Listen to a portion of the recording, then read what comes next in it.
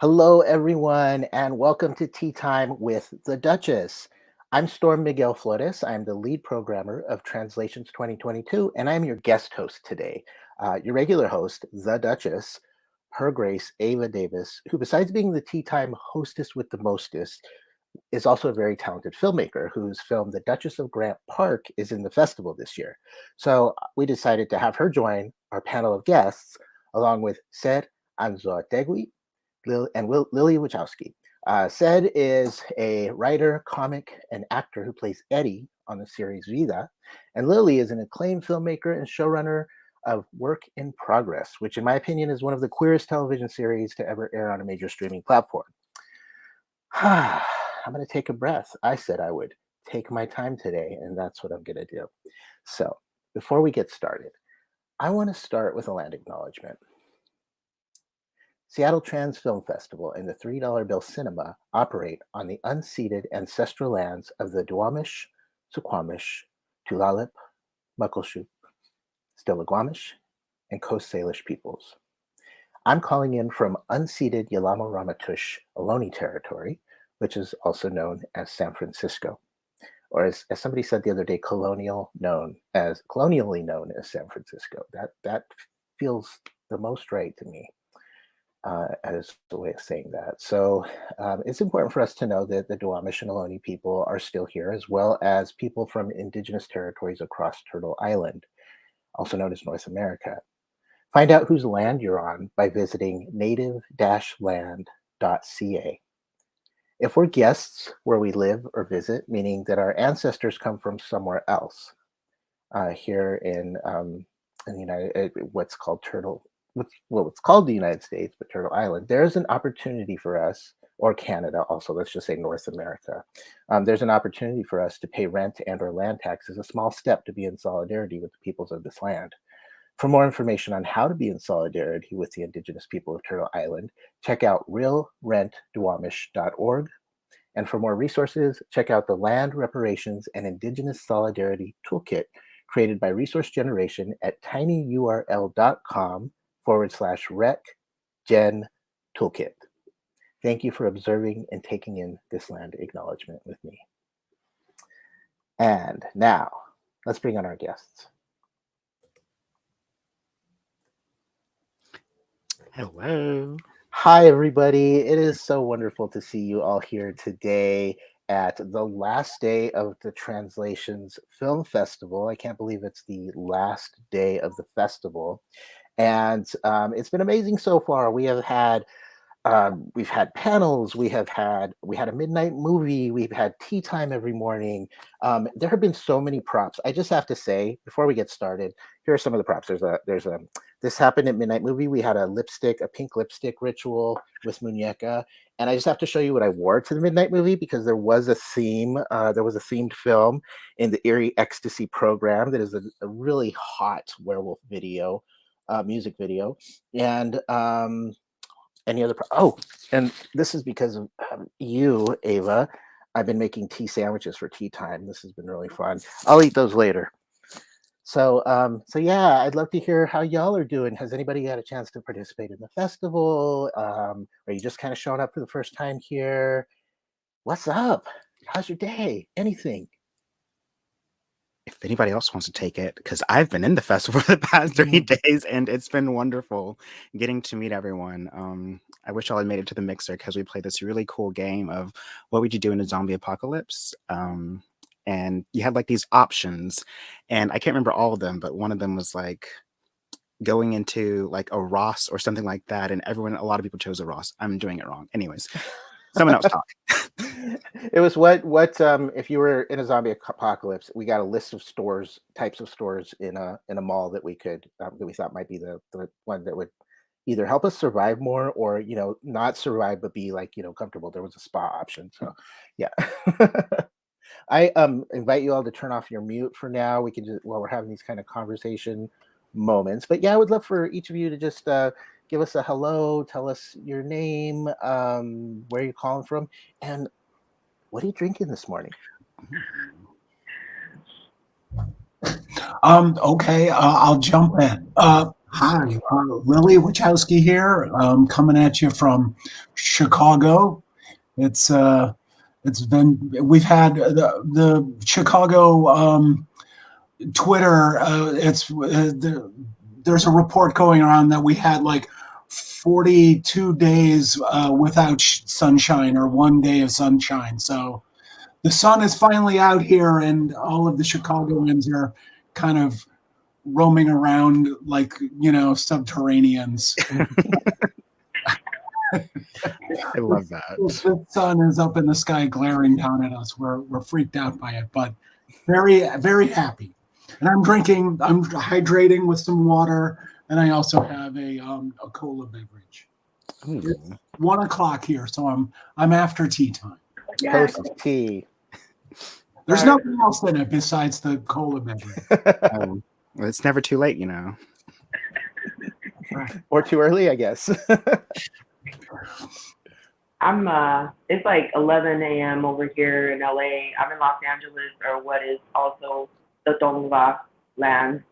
And I'm having coffee, black coffee, just black coffee, nothing else. And it is really early for me. It's like 8 a.m., even though it's 11, because I'm just kind of been busy, which is good. It was a while, and I was like, oh my gosh, the pandemic and everything. But I'm just like, waking up with y'all here. So, and I'm super grateful to be here, and also for the festival and everybody that put in all of their efforts, and even from the past, like this exists, and that's what I've been doing. I couldn't join for any other tea time and watching anything else right now, just because I've been busy, but I really look forward to it, and I yearn for tea time, so I will be seeing you soon. Love it so much. Oh wow, I guess I'm next. So used to hosting it. I am drinking tea as well as a glass of wine because I am calling in from Atlanta and it is 2:00 here, but I would have started drinking earlier anyways. But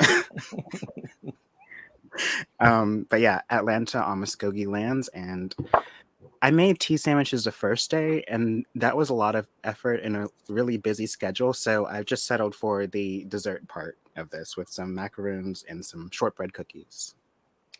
Dessert is so important. Isn't it though? Yeah. Thank you. Thanks for sharing what you're drinking, where you're at. I'm drinking coffee in my Warning Transliberation is Hot mug. It's commemorative Compton's Cafeteria Rebellion mug. Whoa. And so yes, I am keeping things hot with my mug. So let's get started, right? We're here, yes, to talk about the tea, what we're drinking, what we're doing, how we're feeling. And also I just want to say I understand y'all are super busy, and I'm so glad you're here. Like, thank you for taking the time. Thank you for, the sun came out and you're indoors with us, Lily. I just appreciate that so much. The Scorpio and me would be like, the sun's out, I'm staying in. But Scorpio and me says that too. Right now, it's funny that you mentioned that about Chicago, Lily, because here it's like gloomy in LA, and it's the opposite. Like, what's outside? Yeah, it's kind of overcast here. San Francisco, yeah, just cold. Everybody thinks like, ooh, summer, I'm gonna show up in like shorts and flip-flops, and then you see everybody like wearing fleece shorts and flip-flops. That's how you know who the tourists are. So but yeah, let's get down to it. I'm gonna ask y'all some questions, and like I said, let's have a conversation, see how things flow. But I just want to start with, besides being a mix of brilliant filmmakers, writers, and actors, you all are actively involved in the communities that you're writing about and working with, which I just love. Each of you have contributed to the industry and or your local communities in substantial ways. Lily, you recently began working with Elliot Page to fight against trans healthcare bans. Ser, you've been advocating to have categories for non-binary people in film and television awards. And Ava, you've been working to support queer and trans youth in the Southeast and are doing important work with queer, trans, and non-binary BIPOC folks through Harvest Cabaret. So many wonderful things y'all are doing. I would love to hear about, how does your activism influence your film work, and how you think your film work and activism influence your communities. It's kind of a two-part question, but it's just however you want to answer that. Oh, okay. And Wow. let's start with Ava. Let's start with you. Wow. Okay. I am so glad that I was able to prepare. But how does my activism influence my film work? Is that what the first question was? I think being a queer person of color, my existence unfortunately just happens to be very political.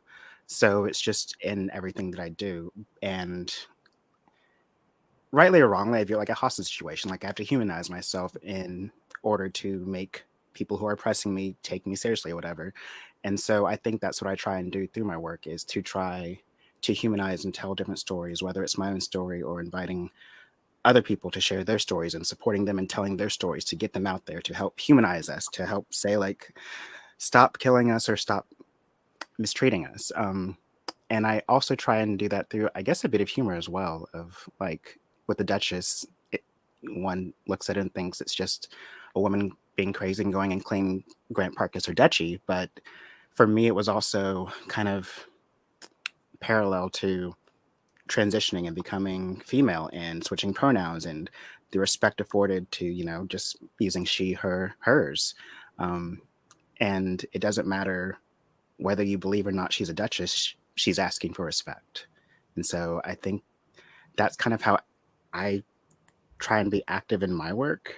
And as well as like the Duchess and myself are really for children, supporting children, starting early and making sure that I'm doing my part to make the world a safer place and a better place for queer and trans youth. And if they can't find support at home, know that they always have an ally in the Duchess. I don't even know if that was an answer, but we're going to go with it. Oh, that was an answer. That really got me thinking about, like, I really felt that when I watched your film, that there was this parallel to being trans and being acknowledged and being respected as trans people. And so I'm curious about how, you know, what kind of feedback you've gotten. How has your film and your activism affected your community? So the group that I'm involved with, the Harvest Cabaret, it's made up of queer, trans people of color. And I feel like this is so big-headed of me, but they feel inspired. They for them it's like there's more possibilities and hearing their stories told. The fact that I'm out there and I'm unapologetically Black, proud, and queer, they too feel like, all right, I'm gonna go out there and tell my story, and I'm right there with them, supporting them as much as possible. And I love it. So this year, for Film Impact Georgia, which is an organization here in Georgia, the finalist and the second runner-up were two people that I was helping to produce their projects. And one person was a first-time filmmaker, and she's a Black lesbian. And it's like, this is an incredible story. Like, it just needs to be told. And so for her to be a runner-up in that festival and in telling her story, like, that's amazing to me. And I hope that's how I support my community, is by showing up and putting in sweat equity. Thanks. I love that. And it's just so apparent. Like, I just really see I feel like the responses in the film are just, they feel like they're real time. Like everybody, there are really amazing actors in your film, but it also feels like people are just genuinely responding with joy and delight and excitement to be honored by the Duchess. So yeah, those are all friends, so they had to do that. They had to. But I bet you that was real too. So yeah, I'm gonna pass it on to Lilly. Lilly, and let me know if you need me to repeat the question. And I'm happy to, just how your activism influences your film work and how you think your film work and activism influence your communities. Well, I don't know. I mean, yeah, it's, I guess there's like this funny threshold that you cross over when you come out as a trans person in this world, and it's like that threshold is you're automatically an activist, especially for me, somebody who's non-passing. So I really feel what Ava is saying But you know, it's like I don't consider myself an activist. I feel like I have to be because of my situation, because of the situation of, you know, trans people everywhere, especially like, you know, Black trans people, brown trans people. It's really a tough time to be trans at this moment on this planet, in our timeline. And so I kind of, there's a part of me that's like, that sort of is bristling at the idea of like calling myself an activist, because I think all that I'm doing in my art is like talking about connectivity. And when you look at that sort of thing, like from a trans perspective, you know, being able to reach out and hold on to each other and hold each other up and lift each other up. I think it's like a really important time to be doing that. And so when I think about what I do as a filmmaker and the sort of stuff that I put in my writing and my shows, it really tries to stress that stuff quite a bit thematically. But I'm also, I'm to some extent, I'm a little bit even less interested in that so much as like giving queer folks, giving Black and brown folks, giving trans folks jobs. I think like that to me is like the only reason why I'm going to keep doing this. That it's like the political act is in the making of the material and like centering trans voices, queer voices, Black and brown voices. And then the rest is just like, you know, hopefully you make some kind of impact with the message of the material. But I think like for me, the most important thing is the making of the thing itself. So that's great. Yeah, and we're going to get more into that too. Because I haven't really been thinking a lot about who's getting the jobs, who's not only in front of the screen and who's behind the screen. And so yes, let's plan on talking more about that. And before we do, I definitely, and this might end up segueing, who knows? But Sid, what about you? Like you're doing this work around creating visibility in the world of awards, right? And I think a lot of us think like awards, it's this elitist thing, but it is a thing that helps get access, and it is things that we don't have access to, right? And so to be real, if you want to be in the industry and you want to be able to continue to get work, and you want to be able to get funded, you want to be able to get your work out there, those kind of systems are really important.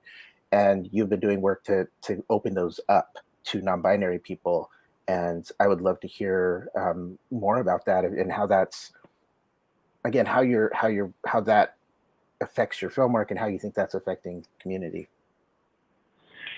Ooh, well, it's been a journey because I didn't know until I was with the opportunity, privilege of being a lead, number 3 in the call sheet, you know, where the work was actually the role, and the horn was really supportive. Like the network, the producers were really about, let's submit them, because the network and the studios have to be able to be behind the producers, behind submitting you. But you, as the one with the role, could also self-submit in some circumstances, like I believe the Emmys. But I didn't know a lot of things because it was my first time knowing, and I didn't understand how it worked until I was given the options to, okay, since we have this 2 categories, which one? And I believe that question was because of another non-binary actor who also spoke up and said, you know, that which category am I going to be in? And it's I'm sorry because it's really early and I'm back. But the one from Billions, and I know who the actor is, but Asia Kate Dillon, I believe. So then I was asked, and that's where a lot of my own triggers and issues when it comes to how do I answer this question? Where do I submit myself to? What does this mean? Do I show, like, first it's the first round of like being submitted to be nominated. And then there's the voting to vote on those that were nominated for winner. And so I didn't know, I didn't have much hopes, because I was like, we're a little show that could, I'm doing a lot of things like for the first time, like, how would you like this? Or how would you, they're asking me a question. I'm like, I don't know who to ask to get advice. So I was like, well, let's try this. Pronouns on set. How do you deal with that? How do you, the crew, as a series regular, I have that privilege to do that, because as different levels of co-star and guest star, maybe it's, I don't know, it's not as like brought up or mentioned.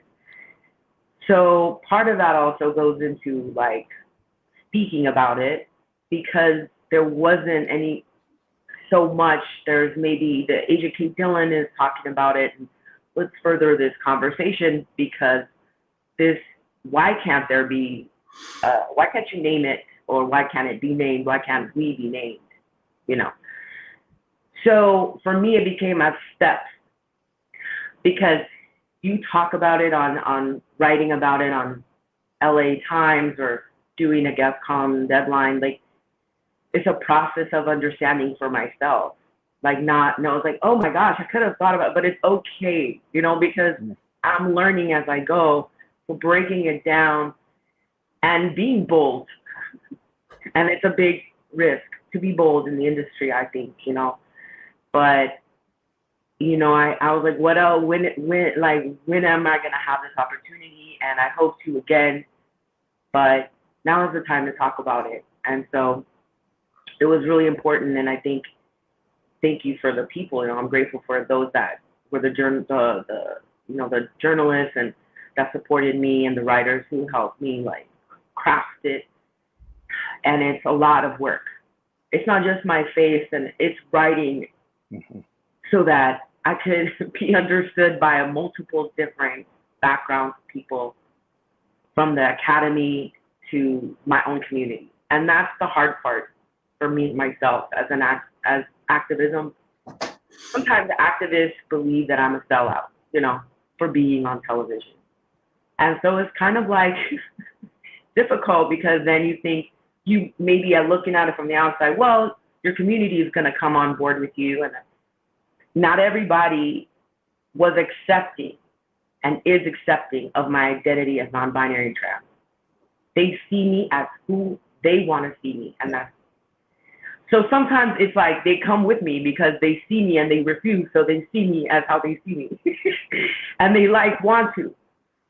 But then there's others that are like, hell no, we're not going to, because you're writing about my community, how dare you, Very difficult. And I've been dealing with it, talking to friends, or therapy, just writing it, journaling, documenting myself, talking about it, because I have to document my own journey. Sometimes we forget to, and what a great way to be like, I don't know what's going to happen, but at least I have my process, my journey. And also being my own therapist, talking to myself.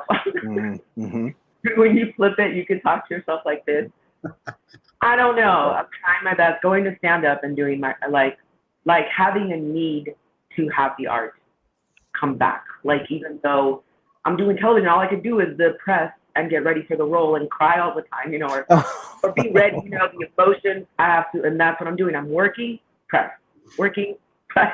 Then when there's time, when all of this stuff happens nationally and happens within our own groups of feminists who are in the industry as well, who are like, no, we don't, turf language, turf attitude, it's difficult. But that's when the art comes in, and I go, let me talk about it right now in open mic, and let me go to the stand up and let me do it, or let me write it. Let me write this character, since I can't really go out in public and tell people, because sometimes that's just not, the best way to do it. But how can I express this? How can I work my own triggers and my traumas and my responses out in character?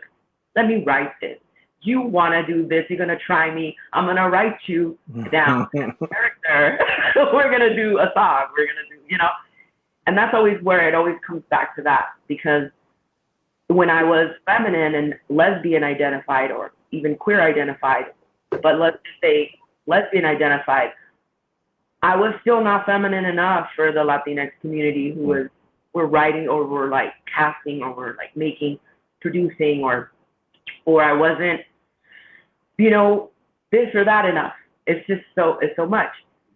So it always came back to writing my own work, and my own work on television. And so it's sort of like, allowing it to come back, or not trying to control it as much for myself, but where am I? Because it's so not, my whole career has been non-binary. Yeah, and that writing that you're doing, and that like the comedy work that you're doing, and the ways that you keep putting yourself out there, the op-ed you wrote about the awards, that's such important work, because you're bringing it into, like, through that op-ed alone, you brought something into people's minds that they had never considered or thought about, and now people have a reference point for it, and that's happening more and more, right? Like the more that they're seeing, the more they can reference it. And so, thinking about too, just like getting to play Eddie on Vida, like that's revolutionary. That is a thing that people get to see themselves, right? And we talk a lot about Sam Feder's documentary Disclosure, which I'm sure we've all seen. Lily, you were in it, so I know you've seen it. And the film does like a really wonderful job of showing us how depictions of trans characters in the media throughout history have had a very strong negative impact on the lives of real trans people, right? And so, having more and more trans people get to play ourselves, having more and more trans writers in the writing room really has me thinking, like, not only about like actors who portray trans and non-binary characters on screen, but who's behind the camera, who's in the writing room, who's on set doing makeup, wardrobe, sound, who's in the editing bay. And so, can you talk about the importance of having trans and non-binary people involved in every aspect of a TV series and feature narrative films? And I'd love to start with Lily, since you touched on that. You touched on bringing job, how your work is to provide jobs for folks.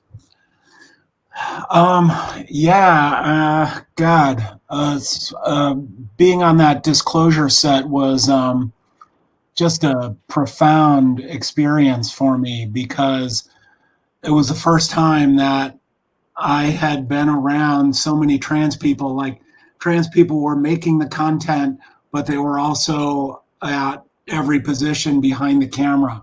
And if they couldn't find somebody to be a head of department, there was a trans person that was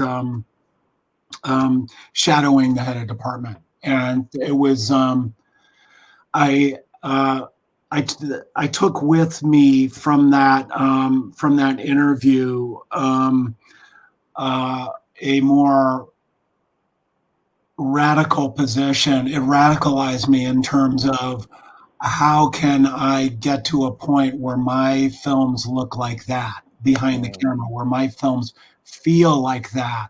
It's like, when you have that many trans people working on a thing, you are baking transness into the DNA of your art. And I cannot stress how important that was for me to feel that. And so I'm going to try and bring that to every show that I do from here on out. I love that. Thank you for that wonderful answer and for that intention. Ava, how about you? What are your thoughts on like the importance of having trans and non-binary people involved in every aspect of a work that's happening, a project? I think Lily said it wonderfully. Like, it just bakes it into the DNA of the work. Like, that is just a beautiful way of looking at it. And I too strive for the very same thing. Like, it was doing a play up in 2019 in New York where it was just queer people. And for me, that was a life-changing experience. Like, oh my God, this is a really freeing space. And then 2 weekends ago, my friends and I are making a short film, and clearly I'm trans, but walk on the set, and one of my good friends, Stacy, is the special effects person. She's also trans, and then our gaffer is trans. I was like, this is just so I had to take a moment to cry because like it was just such a beautiful moment, and it was such an emotional work that I was doing. It's called Torn Together, and being torn between 2 parts of one's identity. And so like my scenes are all about my own trauma and working through it, and being able to come out of those scenes and have people on set understand that experience and to support me in those moments. Like it was incredibly powerful. Like for just someone to come up and give me a hug and be like, I got you. Not even have to say any words, just to know that they had me in that capacity. It's really powerful, and it's really freeing, and it makes creativity and art even better to know that there are people on every step of the level who are reflecting the art that's trying to be made and the community that it's trying to go out into. I don't know if that was an answer, but we're gonna go with it. That's it. Yeah, that's wonderful. And yeah, and I think like, and then we start to kind of think about like, okay, trans people, queer people, and then like for some of us, like to be in an all BIPOC set, like that is a whole other level of feeling like at home. And so said, if you want to speak more to this, you touched on it and the importance of having people kind of all aspects. And also if you want to add on to this, where I'm going next is, can you talk about a time when you have felt most at home on a set and why? Well, thank you. Yeah, I mean, like to piggyback on it too, like just the creativity, the what you can really explain and put into words, the magic they talk about, and that when you create television or film, that magic they talk about is what I feel, what I felt even on Disclosure. And it's like truly freeing because you don't have to work so hard at like making sure that you're saying the right things. Because as myself, like just thinking about like some people where they are as a crew member may not be, or as whatever they are may not be at understanding. I don't know where they are, So it's like I don't have to think that sort of energy that goes into make sure everything's okay. And like when I'm walking on like with like Disclosure too, it was just like you walk in and you can just be. What's better than just being able to breathe fully without any of that extra work. And the shortcuts come when you have to explain. Some people they'll get it, Yeah. But also in a BIPOC set as well, like, there's or all women, there is this incredible electricity in the air. I just want to stay here even if I'm not working. Do you mind? Like,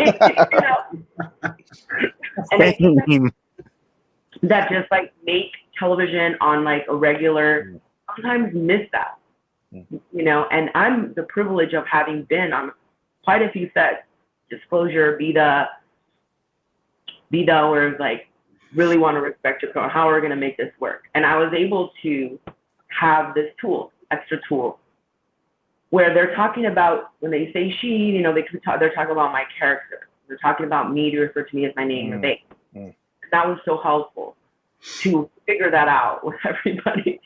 And then when I was on Better Things, for example, Pamela Adlin saw my character on Vida and said, I want that you as representing your representation, you on my show, with that intention of creating a role for me alone. I never really had that and offered, like not like, and I was like, wow. And walking onto that set, because she's the writer, the director, the creator, like that was like a whole other experience.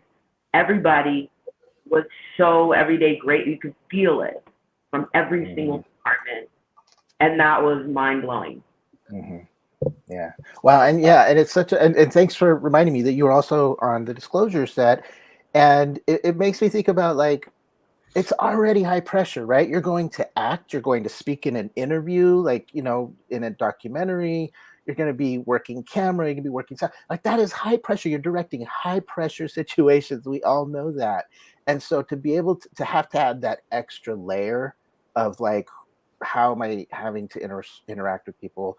Where do I need to kind of, where am I going to get where's the next misgendering going to come from? Where am I going to hear the next kind of transphobic remark? Where am I going to hear the next racist remark? With people that don't even know they're doing it, right? A lot of the time, it's just in their conversation and they're joking, and that can just like take you out, right? It can take us out of anything we're doing, and these really important pieces of work we're doing when we're on set, we need to be focused. And so I just it's just we need more of this. We need more of these sets where we are all like with these all-encompassing sets where we are feeling held and we just get to do our work, right? We just get to do our work. And when you get to work in those kinds of environments, and it's really celebratory and really fulfilling. And so I love that all of us have gotten to be in something in an environment like that. And I want so much more of that for all of us and for all of the folks in the industry and in smaller sets and bigger sets. I say industry, but also like I want the funding for out of industry projects to be able to create that kind of environment. And so, yeah, let's keep on that. And I'm just so inspired to hear all of you talk about your experiences there. So let's see, what do we got next here? Okay, yeah, so we're talking a lot about what it means to get trans and non-binary folks in key roles behind the camera, right, and in front of the camera. So let's pivot to ways that we get work to our audiences. So many underrepresented filmmakers are working independently and finding and keeping, we all know this, finding and keeping distribution platforms can be incredibly challenging. So, I love that festivals like Translations exist to showcase trans and non-binary film, but we're only one of a handful of festivals in the world that exist specifically to center and showcase trans and non-binary filmmakers. So, I'd love to hear what y'all think is needed and what is your dream for how trans and non-binary filmmakers can get our work out there. Now I'm gonna go popcorn. Whoever wants to speak up on this one first. I'm curious for this answer because I'm still starting out, and it's just, I would just want to say something. I'm not necessarily with that much experience with like filmmaking, like others here, but like Ava and Lilly. But I've been on the, privy to television and how to reach audiences. And when doing Vida, I remember being,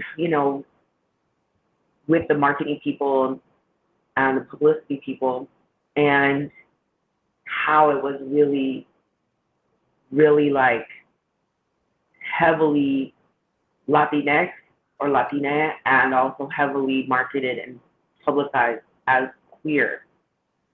And so sometimes it just depends. It's just, I feel like to get the more of that, keep it going and more funding or more seasons, it has to have the viewership or the audience, right?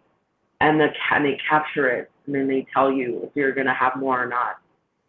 But sometimes I feel like that sort of doesn't really, the way that they strategize sometimes, like just doing it to the queers and trans and non-binary, whatever the audience may be, sometimes doesn't do that much of it's very segregating. It's very like, and then you only get one, like, I think it doesn't, to me, in television, to continue the audience, from my experience, to keep it going, I think it has to be marketed and strategically publicized in a different way. But it's also celebrated, so it's hard because you want everybody to know, and but there's got to be multiple ways of doing it, not just one or two.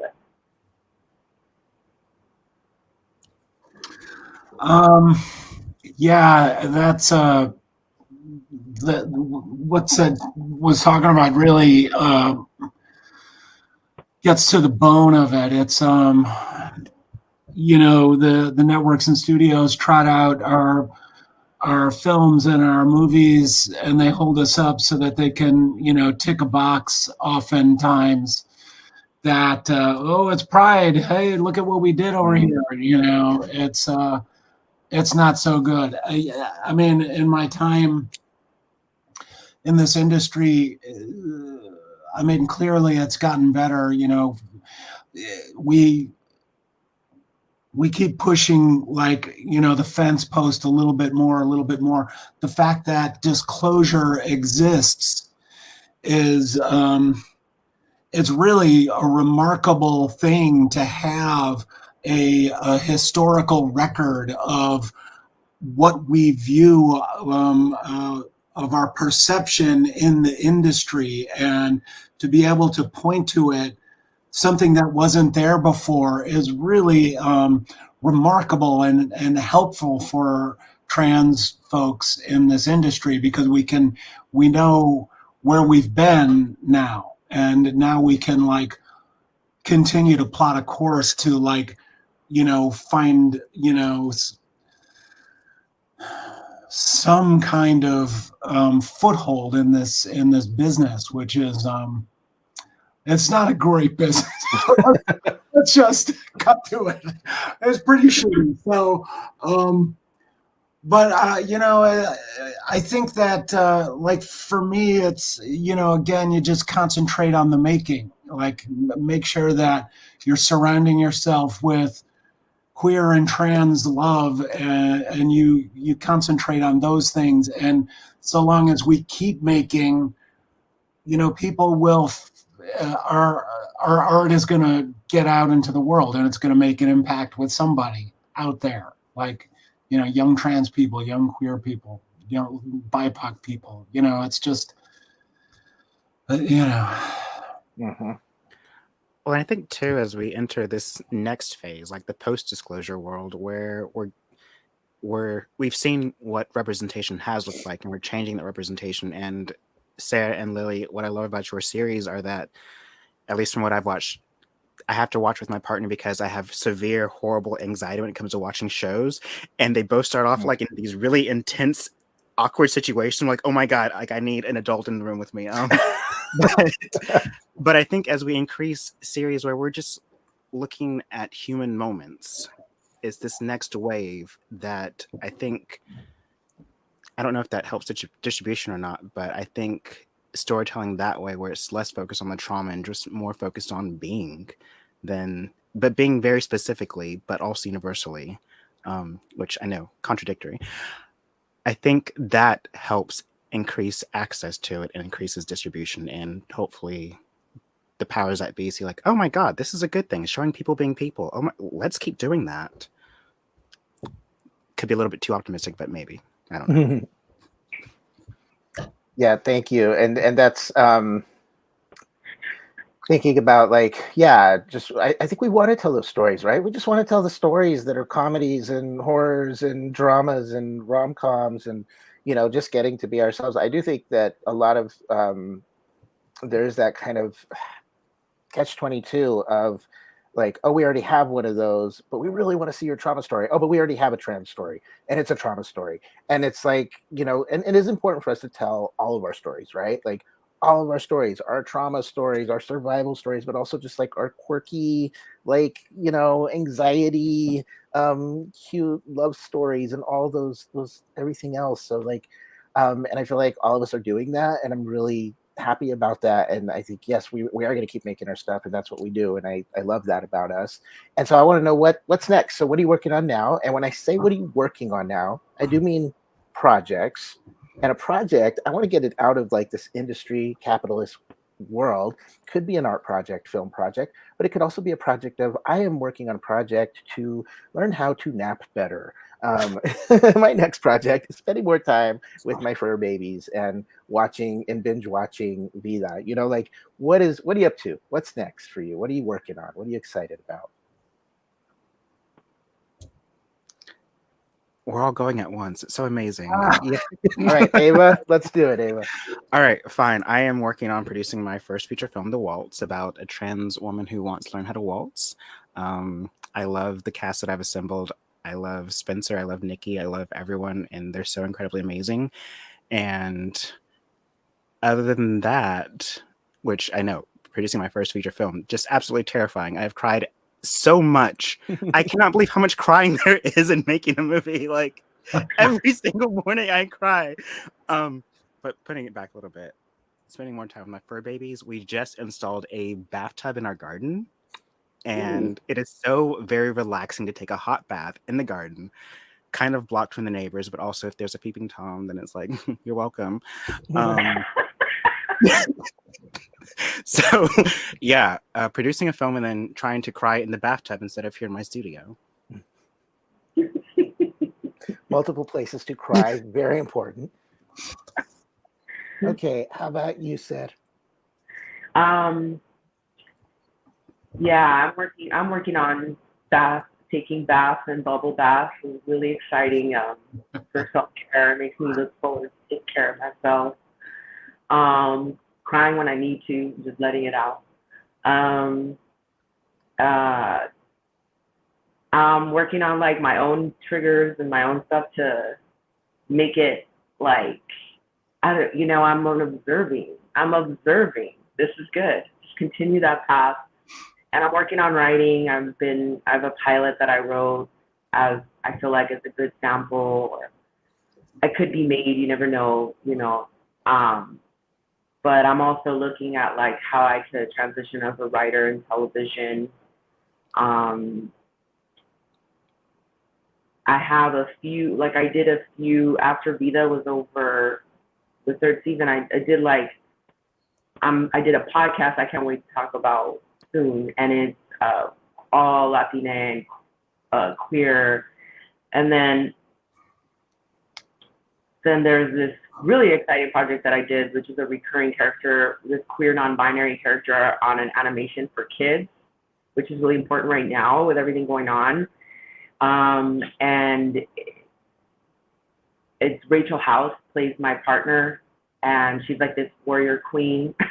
It's really cool. And it's on Apple TV. It's called Pinecone and Pony, and I play Ren. And then I'm working on something else where it's really exciting, and I get to play baseball, and it's really cool. It's like athletics and stuff. And I'm like, my body is like, yes, like I'm yearning for that. Like, I'm even thinking of joining a league. Right on. I'm like, Yes. well, hopefully, whenever I can say that, it'll come out, and it's a really well-known show and stuff. So I'm like, oh my God, thank you. And looking forward to creating my own work too. I have a couple, like I said, like pilots and like that I'm hoping that could be like how Ava was saying, it's not just, it's also us and human, the human that you can connect to the characters in the story on a human level, and that's what matters. Right on. Thank you so much, Ser. How about you, Lilly? Well, I'm what do I got cooking? I'm excited for springtime here. The flowers are popping out here in Gloomtown, Chicago. So that's very nice. I'm trying to be present for that. Work-wise, I got a couple of projects. One thing that I'm like really excited about is I'm working with this group in Chicago called OTV Studios, which is this armature of open television in Chicago, which is they are centering trans and queer and people of color, Black and people of color voices, and so I've joined on as like a creative consultant, and I'm mentoring all these cool artists here. So I got that going, which is cool. It's nice to be working with so many different folks and like really cool, interesting, fun stories. I got that. I have a couple of personal projects that I'm working on. One is with Shadi Petoskey about this Medusa that we're shopping around LA. I have a thing that I'm working with Tori Peters, who wrote Detransition Baby, but not Detransition Baby, another story that we're developing a little bit. And Yeah, and trying to focus in all of those projects that capitalism is the villain. So I'm aware, even as I'm participating, that I would like to tear it down if I can. And then for just pure joy, I paint. So that's one of my paintings back there, and this is one of my most recent ones. Oh my God, I love that. Is that a duck? Right. I love it so much. Oh my God. Just like how I see myself in the world is kind of the. I see your Twitter icon. Yeah. Well, yes, exactly. Mm-hmm. So. Well, yay! I love everything y'all are working on, and from out in the world, what you're bringing out into the world, and what you're bringing into yourself, and all the self-care you're doing. I love to hear about that. And I want to just close this out. We're gonna play a couple little short games, okay? And these are fun and easy. And I got this one from Ava. Ava brought it to us at our previous tea time sessions. Super easy. I'm just gonna give you 2 words, and you pick one. Okay, so super easy. And I'm gonna mix it up a little and use some of the Ava's options, but some that I came up with as well. So let's go in this order. We're gonna go Ava, Lilly, Ser. Okay. Okay. So desert or ocean? Desert. Lilly. Oh, same. Okay. Desert or ocean? I don't know. Ocean, I guess. For today. Ser. Ocean. Ocean. It's not set in stone. Anything you say to here can be changed moments later. Okay, French fries or sweet potato fries? French fries. French fries. I must say I'm into sweet potato fries right now, and I like making sweet potatoes right now. So I'll just say sweet potato. I love fries. Right? It's hard. Why do we have to be so binary? But we are. I'm gonna go with French fries myself, and desert. I'm gonna play 2. Desert. Yay. Okay. Digital or analog? Let's go in the same order. Analog. Interesting. I'll go digital. Why not? I like them both. I'll say analog just because like we're so into digital. Sometimes it's like have a little back to the root. All right. I'm gonna go digital just because it's what I know. And we have Alana saying in the comments fries. Thank you, Alana, for playing. We have some players in the audience here. Okay, so this next one. Okay, leather or lace? Oh God. I know, right? Okay, I'm gonna be lace because it's really fun to be naughty and lace. All right. I mean, look at all those club scenes in my films.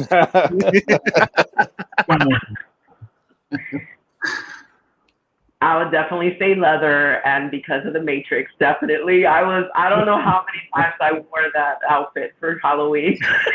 I had boobs. Okay. Love it. They're all the way. Leather vinyl. Right. So it's, just fetish all around, right? I'm gonna go with leather. I pointed out earlier. I got to wear this mask, and it just smells so good. Okay. Let's see. Coffee or tea? Coffee. Black. Coffee. I say coffee right now, definitely. Mm-hmm. I say coffee as well. And we also have Kathleen in the comments. Desert, sweet potato, fries, and lace. I'm just like ready for that all at the same time. A photo shoot. The name of an album. Right. Right. Okay. We got a couple more. Orange or blue? Oh. Blue.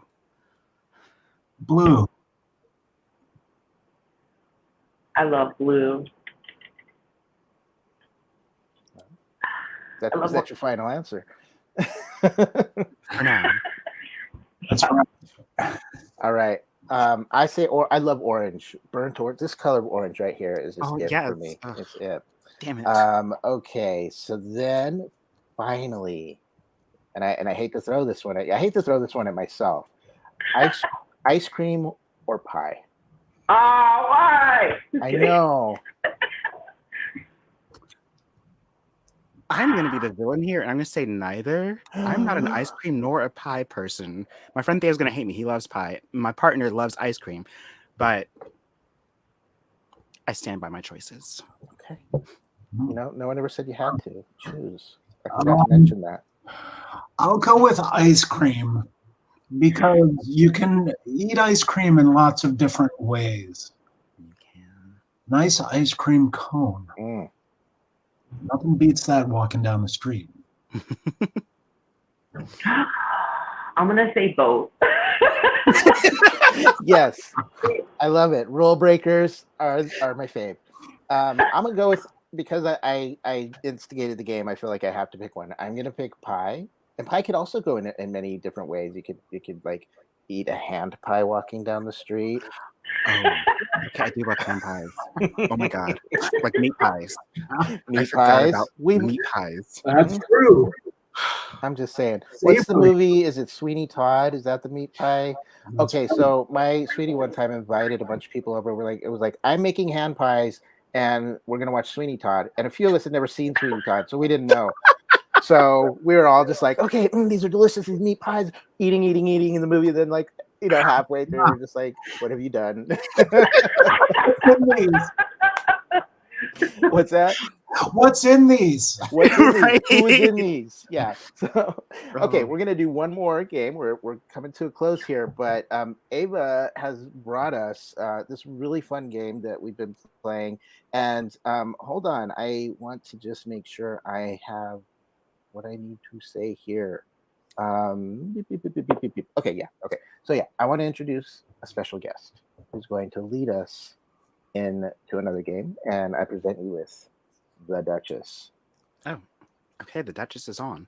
All right, we're going to play a game. I'm going to give you several options, and you're going to choose from them, so listen closely.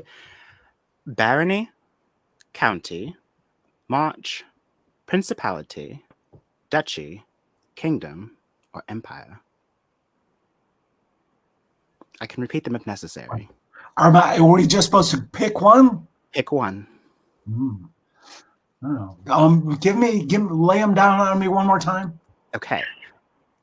Barony, County, March, Principality, Duchy, Kingdom, or Empire. Boy, I don't know. They're all. I don't know. It's a little. I don't know. Can I say none of them? You certainly can. Absolutely. I mean, the way that Storm started, I think, the idea of like land ownership or of any kind is kind of. I think we need to reframe and refocus. That is totally fair. Okay. None for I Lily. do want to say it can be in relation to something besides land. Yes. Oh, okay. An idea. Okay, kingdom then. Kingdom. Okay. I'll say principality. Yes. Principality will gain you more than you will ever imagine. Like with your uphold yourself and like your truth and your honest self, your authenticity, then the whole world is yours. All of your past. I love it. And StormMiguel has already played this game. Let's play one more time with this new idea. I'm Okay. going to say Barony. Barony. Okay. And now the last question for this game is choose your favorite place, real or imagined, here in the world or universe. Anywhere, really. My bedroom. Ooh. Man. Yeah. Bed. I'll go with bed. Bed. Okay. Sad.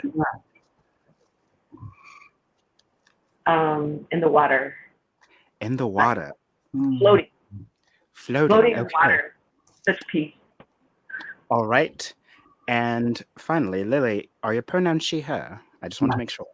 Mhm. All right. Lilly Wachowski, queen of In the Water. Bed. Oh, in the bed. Sorry. Queen of your bed. Queen of your bed. Ser Anzoategui Principex, that's what I've created for non-binary people, of In the Water, and StormMiguel, the Baron of being in your bed as well. Your bedroom. We're in my bedroom, Love it. which we're in now. I will just tell you, this is my Oh, baron. This is my barony right here. your barony. It's a beautiful barony. And Lily, I love your kingdom there. I'm not assuming that's your bed, but It's not. It's a very fluffy bed. Fluffy, cloudy bed. Oh my gosh. Thank you so much, Duchess, Your Grace. And thank you all so much for joining us today. It's been so much fun talking with you all. And I'm so excited about everything you've done and everything you're doing, and also everything you're not doing, like all the ways that you're just like chilling, because we all got to be doing that because our existence is so necessary. And those baths and cozy beds are, the things that we need to be here and survive and thrive. And yes, so I want to thank you all so much for being here. Everybody, please follow and keep up with the work of Ava, Lily, and Sed. You can see some scrolling at the bottom for some folks. And and also please follow at Translations Film Festival on Instagram and Facebook, and $3 Bill Cinema on Twitter, Insta, and Facebook. There's still more time to get your translations passes. If you purchase a pass or tickets today, be sure to press play on any program you want to see by the end of today, and you'll have until May 13th to watch them. We'll be announcing our juried award winners in just a bit, and are hoping to present an encore screening of all our festival award winners. So make sure you follow us on social media to find out more about that. Coming up at 2:30 Pacific time will be there'll be a live presentation of This Ends at Prom podcast, and you can catch that on our Facebook page or the $3 Bill Cinema YouTube channel, wherever you're watching this now. And our final festival event today will be, for pass and ticket holders, will be a virtual game night at 5:30 Pacific time. 5:30 p.m. Pacific time, we'll be doing some Jackbox games and just hanging out, and it's going to be a lot of fun. It's a really nice way to wind down after a wonderful festival. So again, thanks to our guests, Ser Anzoategui, Lilly Wachowski, and Her Grace the Duchess of Grant Park, Ava Davis. You all are so wonderful. Thanks so much for being here. thank you for having us. It was wonderful to talk with all of you. Thank you, everybody. StormMiguel. Thanks, Thank Ava. you. Sarah.